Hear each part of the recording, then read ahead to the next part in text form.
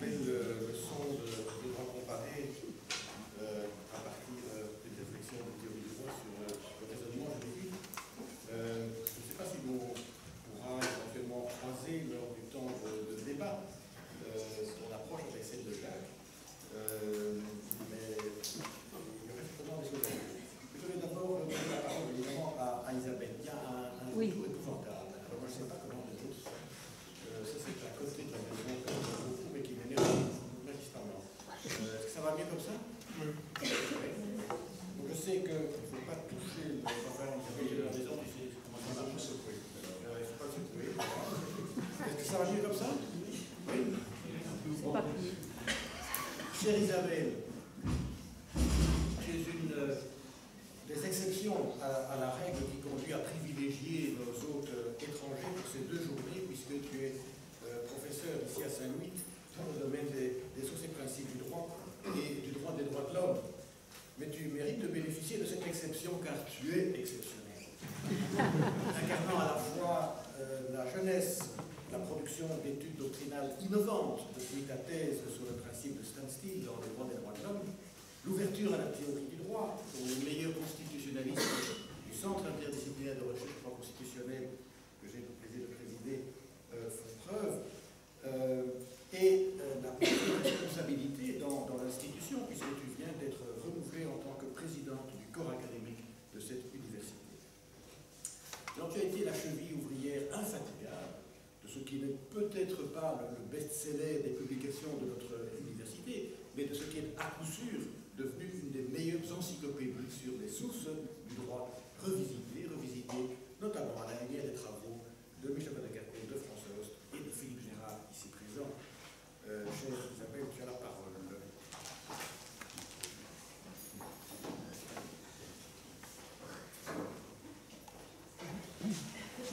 Mon cher François, mon très cher François, j'ai donc écrit quelques pages sur l'esprit du droit à l'Université Saint-Louis, tel qu'il s'incarne dans la formation interdisciplinaire offerte à nos étudiants. Ce thème s'est très vite imposé à moi. Et pourtant, je t'avoue que j'ai fortement douté de ce choix au moment de transmettre mon texte au comité éditorial, plus encore quand Yves m'a invité à venir le présenter dans ce panel. Fortement douté car aussi essentiel et stratégique eût-il été à mes yeux, il n'en est pas moins très basique, très ancré dans le quotidien de notre université, alors que le Liber Amicorum que tu viens de recevoir aura sans nul doute un rayonnement international et que cet hommage réunit des invités prestigieux. Mais, me souvenant de l'intitulé d'un livre récemment acquis, Oser, ça change tout, je me suis lancée avec audace et simplicité. Il me semblait qu'il pouvait y avoir un sens à vous présenter une facette peut-être moins connue, moins visible de François, qui, au-delà de l'intellectuel internationalement connu, a aussi façonné l'enseignement de notre faculté de droit et participé dans ce cadre à transmettre le patrimoine constitué à la génération d'enseignants qui le suivaient. Pierre y a fait écho tout à l'heure.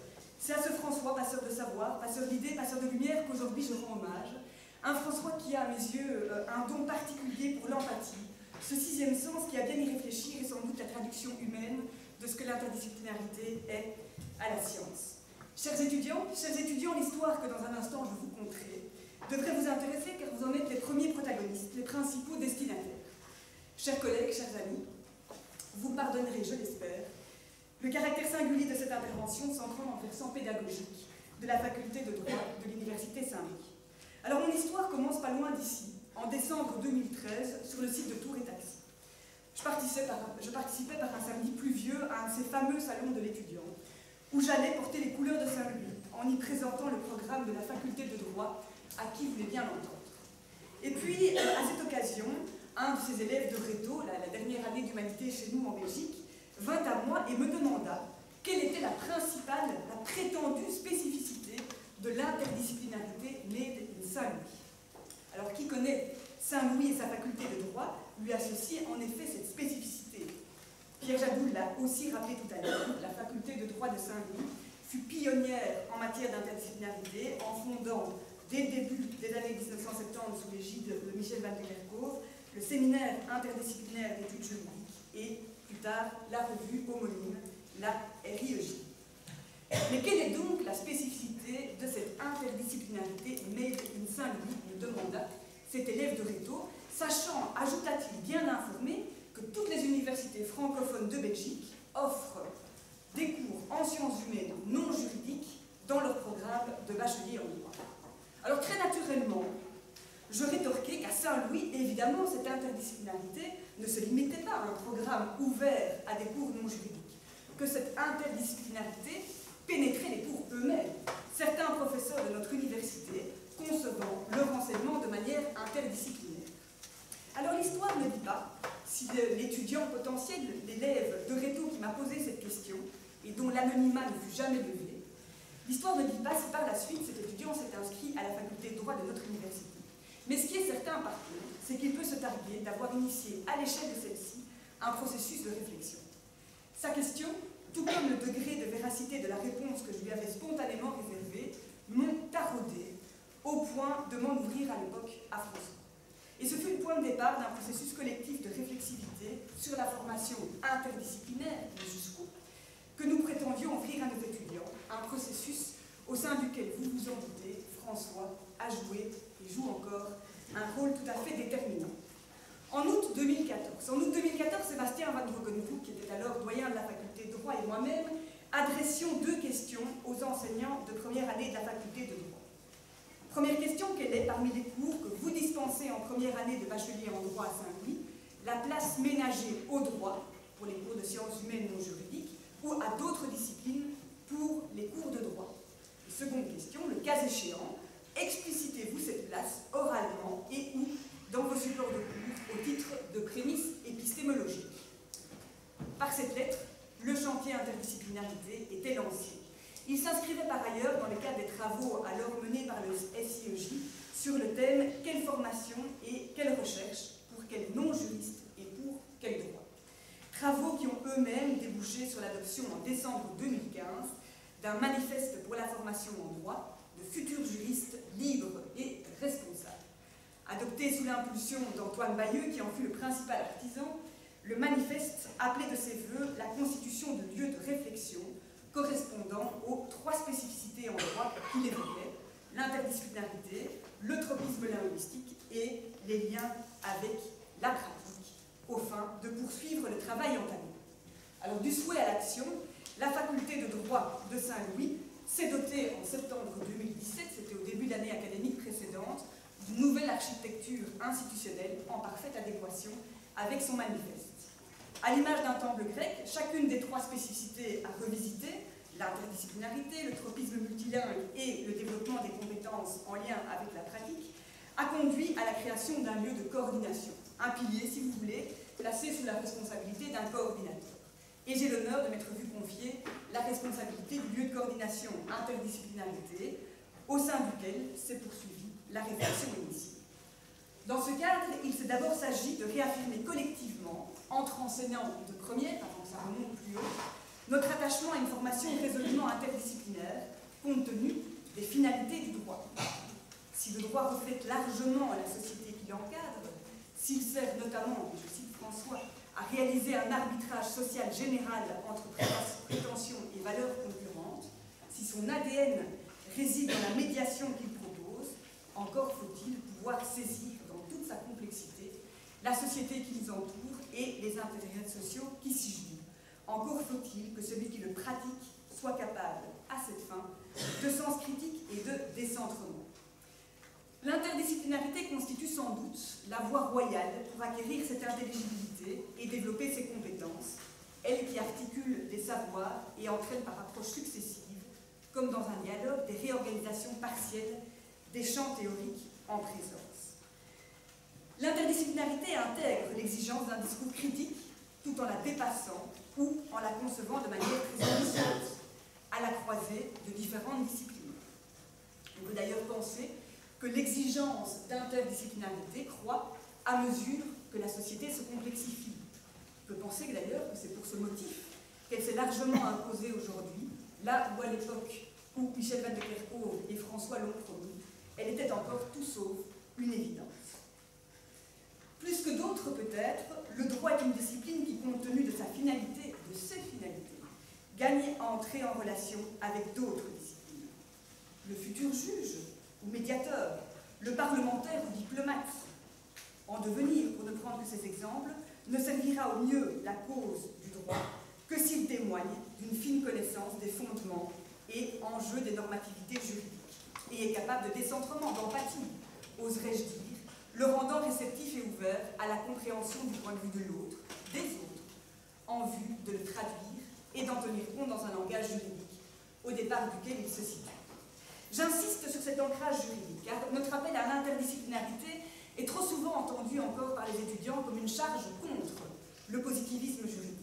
Or, il est essentiel à nos yeux de concilier l'interdisciplinarité avec le souci de prendre rigoureusement en considération les dimensions proprement techniques du droit, ce qui requiert de ménager une place prépondérante à la dogmatique juridique dans les programmes des études de droit.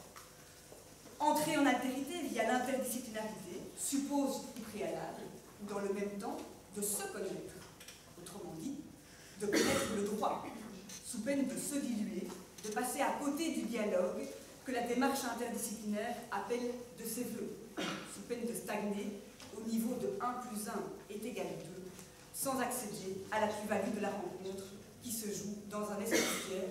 François, tu nous as suffisamment appris que 1 plus 1 est égal 3. Alors certes, s'ils ne complètent pas des formations complémentaires, le diplôme universitaire de bachelier en droit permettra sans doute au mieux à ces titulaires de rentrer dans la lecture et dans la compréhension de textes issus d'autres disciplines. Mais c'est déjà pas mal. C'est déjà assez, pensons-nous, pour assumer, pour défendre, pour développer l'attachement à une formation résolument interdisciplinaire, épousant les contours d'un point de vue interne modérément ouvert, pour reprendre les termes de Hugues Dumont et Antoine Bailleux, qui ont pu esquisser cette théorie dans le sillage des écrits de François et Michel. Réaffirmation, disais-je donc, de principe de cet attachement à l'interdisciplinarité, mais dans le même temps, prise de conscience également par ces enseignants de première année que l'interdisciplinarité n'était plus nécessairement une évidence pour les étudiants et qu'il nous fallait donc, si on y croyait toujours autant, la reconquérir pour mieux l'expliquer à destination de ces derniers. D'où cette démarche réflexive s'est poursuivie par une réflexion sur les lieux où se jouait, où pouvait se jouer l'interdisciplinarité et ses moyens d'expression les plus opportuns.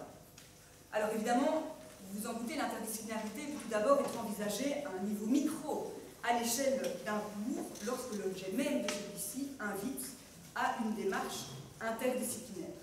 Et le cours de droit et littérature que François enseigne aujourd'hui encore en constitue un exemple. Lui qui poursuit comme objectif d'apprentissage d'aborder des questions de théorie et de philosophie du droit à partir des œuvres littéraires pour favoriser le dialogue des cultures, culture littéraire, culture juridique, culture en sciences humaines.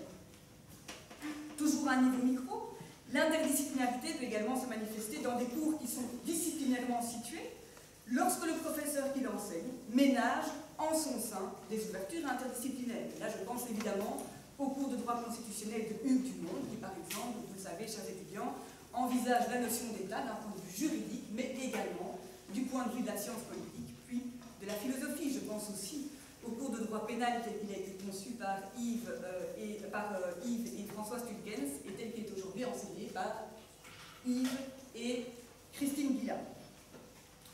Et ce n'était pas conçu par Yves et François Stulgens, c'était par Michel Vaterkov et François Stulgens. Puis toujours à l'échelle d'un cours de droit, on peut envisager aussi des formes plus modestes d'interdisciplinarité que l'on rencontre alors à la faveur d'une mise en perspective spatio-temporelle du droit, droit comparé et histoire du droit, ou qui se situe dans un dialogue noué entre différentes branches du droit ou différentes sources du droit. Ça, c'est pour le niveau micro, à l'échelle duquel peut se développer dans un cours une forme d'interdisciplinarité. Mais évidemment, l'interdisciplinarité gagne aussi à se jouer à un niveau macro, à l'échelle du programme. Et, comme vous le savez, le programme de la formation en droit réunit lui-même, je l'ai dit tout à l'heure, plusieurs disciplines s'ouvrant à des cours de sciences humaines non juridiques. Le cours de philosophie, le cours de sociologie, le cours de psychologie, le cours d'économie, j'en passe et des meilleurs, dont la finalité n'est pas directement connectée au droit et qui ont pour ambition d'apprendre aux étudiants les rudiments de la discipline considérée. Alors bien sûr, à elle seule, la présence de cours non juridiques dans le programme du bachelier en droit n'atteste pas encore du caractère interdisciplinaire de celui-ci d'un point de vue macro. De la pluridisciplinarité à l'interdisciplinarité, c'est le dialogue qui se noue entre disciplines, autrement dit entre enseignants pratiquant des disciplines différentes, qui autorise ce saut qualitatif. Ce dialogue peut lui-même épouser différents degrés, ou pour le dire autrement, prendre des formes diverses. Premièrement, des cours foncièrement disciplinaires, en ce sens qu'ils ont pour objet d'initier au fondement d'une discipline, devraient avoir le souci d'expliciter leur pertinence au sein de la formation considérée. Les cours de philosophie, les cours de sociologie, de psychologie sont des cours disciplinairement situés en philosophie, en sociologie, en psychologie. Autrement dit, ce ne sont pas des cours de philosophie du droit, de sociologie du droit ou de psychologie du droit. Ce qui est en jeu dans ces cours, c'est l'acquisition de connaissances solides dans les disciplines considérées, qui chacune présente leur spécificité. Aussi légitime soit-elle, cette finalité ne doit cependant pas taire leur ancrage dans une formation juridique. Et on peut d'ailleurs penser à cet égard que les spécificités et principes actifs de chacun de ces cours seront mieux perçus par les étudiants s'ils sont situés par rapport à la discipline qu'ils ont choisie. Qu'est-ce qu'un point de vue philosophique? Qu'est-ce qu'un point de vue sociologique? Qu'est-ce qu'un point de vue économique? Et en quoi se distingue-t-il d'un point de vue juridique? Deuxièmement, pour que l'interdisciplinarité prenne toujours un niveau macro, il faut évidemment que les enseignants soient avertis du programme au sein duquel ils travaillent, qu'ils soient en phase avec ce programme, que ce programme fasse sens à leurs yeux et que donc ensemble, ils le portent collectivement. Alors il y a différentes manières de concevoir l'inscription d'un cours dans un programme collectif. Premièrement, il y a évidemment les liens qu'on peut faire entre cours, qu'un enseignant peut faire un autre cours en renvoyant à différents passages communs ou à des approches distinctes. Mais encore faut-il à cette fin connaître le cours des autres. C'est pourquoi dès l'année passée, on a lancé un certain nombre de midis du SIEJ, dont l'objet était de permettre à un enseignant de venir exprimer en quoi et comment il abordait ou pas une approche interdisciplinaire dans le cours qu'il donnait. C'est pourquoi également les uns et les autres ont suivi certains cours d'autres enseignants pour se mettre eux-mêmes en situation d'étudiants et tisser des liens entre eux. Deuxième possibilité également pour cultiver ce sentiment d'appartenance qu'on a eu l'occasion de tester l'année dernière, c'est une magnifique expérience, c'est de consacrer une séance où collectivement l'ensemble des enseignants de première année en l'occurrence interviennent sur une même thématique pour montrer en acte aux étudiants ce que signifie l'interdisciplinarité.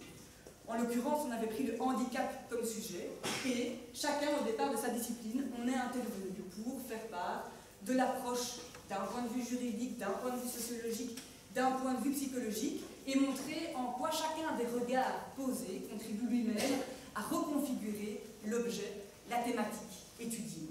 Autre lieu, là encore, où peut se développer cet esprit collectif d'un programme de droit, c'est évidemment les séminaires de théorie du droit qui sont donnés en troisième année et qui sont, pour ainsi dire, le bijou de famille. Séminaires de théorie du droit qui fonctionnent en petits groupes et où les étudiants ont la possibilité de se réapproprier à ce moment-là les enseignants qui ont été acquis au fil des années. Peut-être devrions-nous encore plus travailler à retisser les liens avec les différents cours ex cathedra lorsqu'on arrive en dernière année. Et puis, dernière déclinaison de cette approche collective que je citerai, c'est une sorte de temps fort qui pourrait soit ouvrir le baccalauréat en droit, soit le terminer, où l'esprit de la formation offerte à Saint-Louis, et en l'occurrence pour ce qui nous concerne ici, la marque interdisciplinaire, serait véritablement communiquée aux étudiants comme sorte de synthèse de tout ce qu'ils auront eu comme formation. Alors voilà où nous en sommes, dans la réappropriation de cet héritage interdisciplinaire qui a bâti la réputation de notre faculté. Le défi, vous vous en doutez, il est de taille. Il s'agit maintenant d'assurer la succession d'un Michel Van de Kerkhove, d'un Philippe Gérard, d'un François Host, et d'ici quelques années d'un Hugues Dumont puis d'un Yves Cartevez. Autant de figures qui ont porté... J'ai dit dans quelques années. Autant de figures... Les cercueils sont prêts. Autant de figures qui ont porté et imprimé leur marque de fabrique au séminaire interdisciplinaire d'études juridiques principales spécificités du programme de bachelier en droit offert à Saint-Louis.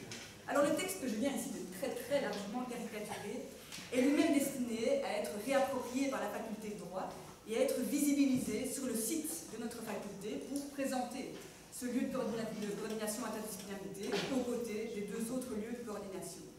Reste, pour poursuivre l'aventure, à prendre le temps, ce sacré temps qui nous fait cruellement défaut, à prendre le temps de la vivre, cette aventure, et la nourrir d'un sentiment d'appartenance à une faculté de droit fédérée autour d'un projet commun dont l'esprit et la force d'entraînement devraient avoir raison de toute autre source de démotivation. Cher François, à la page 13 de ton ouvrage « À quoi sert le droit ?» tu écris ceci, je te cite. « En définitive, le droit sert aux fins que nous imaginons pour lui. Espérons que nous serons capables d'imaginer le meilleur. » Je ferme les guillemets. Ce qui est certain, c'est que tu auras tout fait, mais vraiment tout fait, pour nous mettre en mesure de le faire au service de notre chère faculté. Alors, longue vie à l'Esprit Saint-Louis.